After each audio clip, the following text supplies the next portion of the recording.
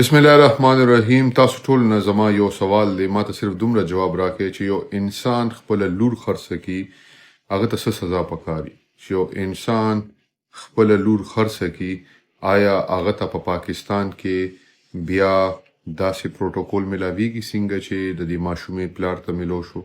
تاسو نه زما یو تپوس دی، سو کال جرنلستانو یو کمپین سٹارټ کوي دا مور خرڅه کړې ده، ورسره پلار هم انوالو دی.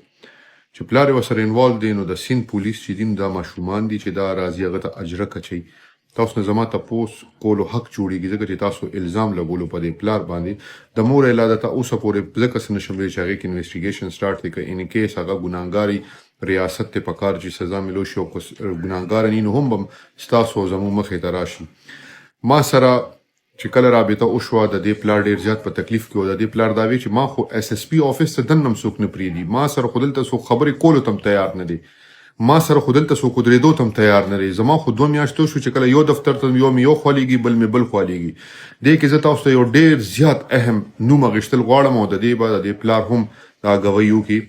دا د سوات سره تعلق لرونکی یو انسان دی خو هغه دا منع کړی چې زما نوم به تاسو نه لې، خو زما حق جوړیږي چې زه تاسو ته د هغه کرکټر هم په دې کې ښکاره کړم.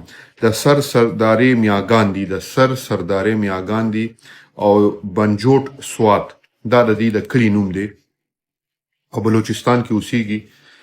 چې کله ورسره زما خبرو شوې نو ما ته وی چې زه د بلوچستان نه ووتم او ځم. هغه ووتو لاړو هلته کې ټول آفیشل ځان سره او دا پلار یې د اس اس پي په آفس کې کینولو او دی ورته وی چې ته به هلې دلته نه وځې چې ستا لور راشي. دا دې سړي دا کار کړی دی او دې پلار ګواه دی او بیا دې پلار دا جړل چې زه سپورټ چا په دفتر کې نه پرېښودم او اوس راته اس اس پي صاحب وایي چې ته کښېنه دلته زه م ستا لور راولم.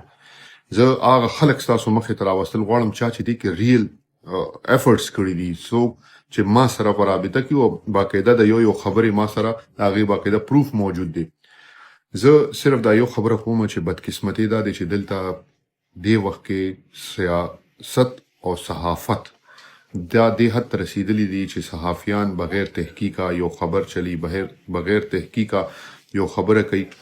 مونږ ډېر فصل نه دا خبره کوله، اوس زمونږ یو بل رور دی هغه په امریکا کې ناست دی، هغه هلته نه براډونه چلی او هغه دا وایي چې د دې د اف آی آر خو دا شو د اف آی آر کې دا نمبر دی او دا حمزه یادوم او فلانکي دی سر زما دا کار دی او فلانی خبره داسې او دا داسې ده. زه تاسو نه تپوس کوم که الله دې نه کړي دا ستاسو لور وي او تاسو بې وسه یې په دې ملک کې او کله یو خوا د اف آی آر نه یو بل ته اخوا د اف آی آر نه یو د پېښور ته د پېښور بل ته په کراچۍ کې اوسېږي، کراچۍ ته ده.